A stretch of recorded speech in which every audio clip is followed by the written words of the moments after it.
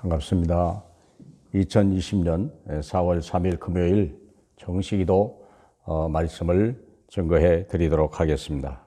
본문은 에스겔서 47장 1절로 12절까지입니다. 제목은 생명의 강물이 흐르게 하라.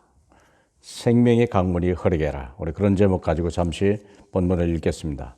그가 나를 데리고 성전문에 이르시니 성전의 앞에 동쪽을 향하여 있는데 그 문지방 밑에서 물이 나와 동쪽으로 흐르다가 성전 오른쪽 제단 남쪽으로 흘러내리더라.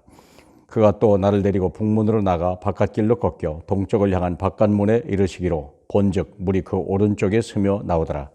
그 사람이 손에 줄을 잡고 동쪽으로 나아가며 천척을 측량한 후에 내게 그물을 건너게 하시니 물이 발목에 오르더니 다시 천척을 측량하고 내게 물을 건너게 하시니 물이 무릎에 오르고 다시 천척을 측량하고 내게 물을 건너게 하시니 물이 허리에 오르고 다시 천척을 측량하니 물이 내가 건너지 못할 강이 된지라.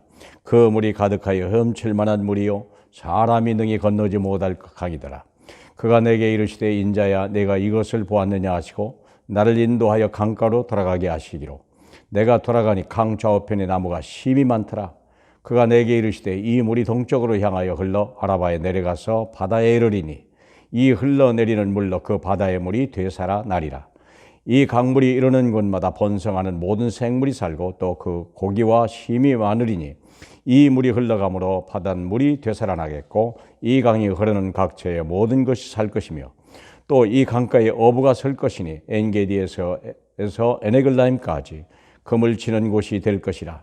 그 고기가 각기 종류를 따라 큰 바다의 고기같이 힘이 많으려니와 그 진펄과 개펄은 되살아나지 못하고 소금 땅이 될 것이며 좌우 강가에는 각종 먹을 가실이 자라서 그 잎이 시들지 아니하며 열매가 끊이지 아니하고 달마다 새 열매를 맺으리니 그 물이 성소를 통하여 나옴이라. 그 열매는 먹을 만한 그 잎사귀는 약재료가 되리라. 아멘. 여기 서론에 얘기한 같이 사람이 떡으로만 사는 게 아니에요. 떡으로만 사는 게 아니라 하나님의 말씀 속에 떡이 있다는 사실을 우리 주님은 가르쳐 준 거예요. 이게 떡을 택하지 말고 말씀을 선택하라는 거예요. 신명기 30장 19절에 보니까 너희가 살기 위해서 생명과 사망을 둘 중에 선택해라. 축복과 저주를 선택하라고 그랬어요. 다시 말하면 말씀을 선택할 거냐 아니면 육체의 이런 떡을 택할 거냐 라는 결정하라는 것입니다. 그래서 오늘 에스겔서에 보니까 우리가 첫 번째 은혜 받을 말씀이 뭐냐면 복음의 말씀을 강같이 흐르게 하라. 계속 흘러가야 돼요. 성전 문지방에서 강단에서 여러분의 가정에서 여러분의 심령에서 강같이 흐르게 해야 돼요. 그래서 말씀의 수위가 있는데요. 천척을 하니까 발목, 또 천척하니까 무릎, 천척하니까 허리. 이 말의 의미는 말씀에 의지하지 않고 자기 생각, 자기 주관, 자기 고집 그게 있다는 거예요. 그런데 어디까지 가야 되냐? 헤엄칠 물까지 가야 돼요. 헤엄칠 물까지. 사람이 능히 건너지 못할, 다시 말하면 절대 불가능도 가능하게 할 만큼 내가 말씀에 사로잡히라.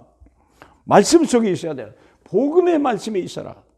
그래야 세상을 이길 수 있는 거예요. 그러면 말씀의 능력이 나타나는데 우리 9절에 보니까 강 좌우편에 나무가 심이 많더라.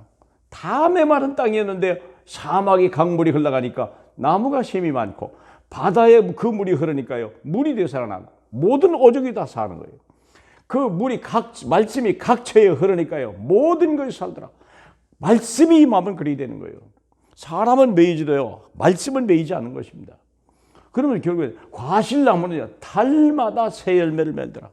사랑하는 여러분, 이게 식물 얘기하는 것 같습니까? 실은 우리와 우리 자녀들이요. 달마다 새 열매를 맺어가야 돼요.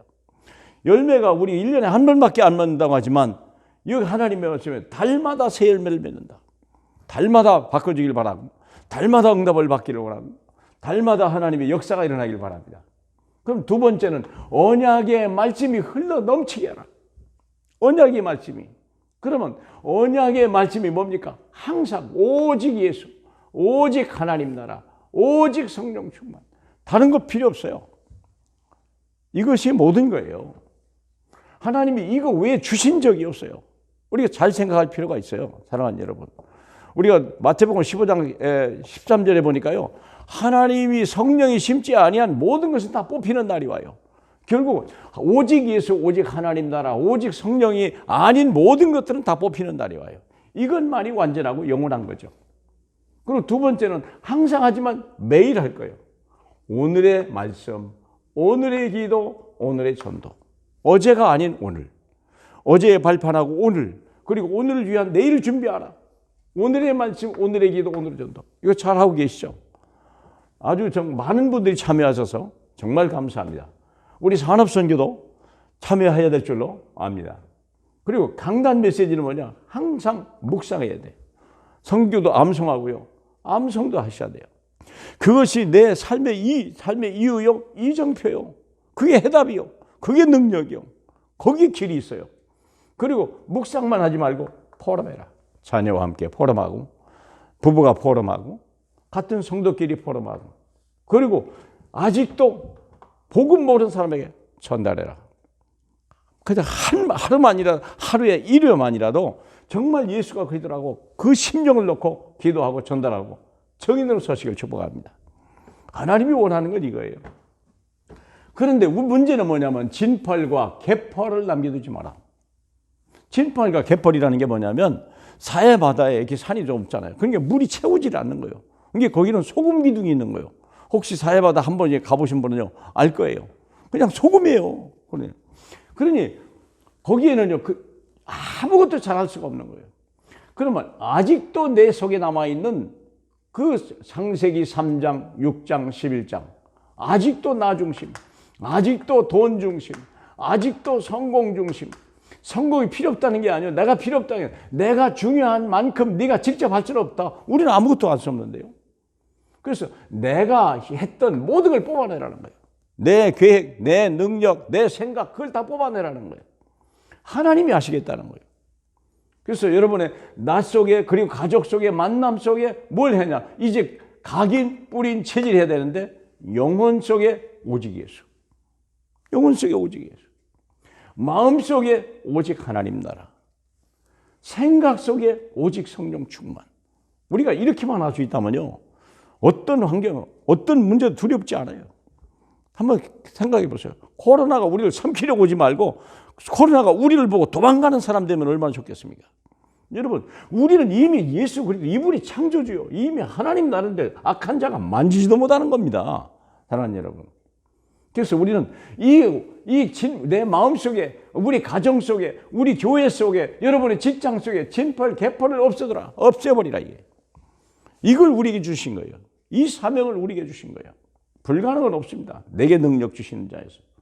요한복음 3장 30절에 그는 흥해야 되겠고 나는 쉬어야 돼요.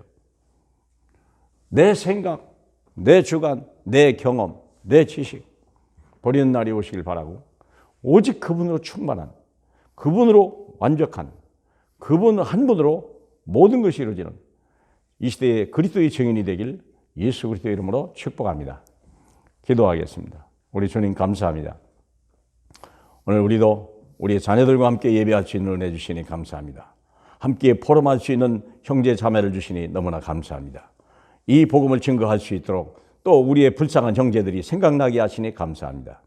하나님 아버지, 이 땅에 이 코로나 때문에 두려워하는 수많은 영혼들 앞에 정말 우리가 그리스도의 온전한 증인으로 서는 귀한 하루 되게 하옵소서. 예수 그리스도의 이름으로 축복하며 기도하옵나이다. 아멘.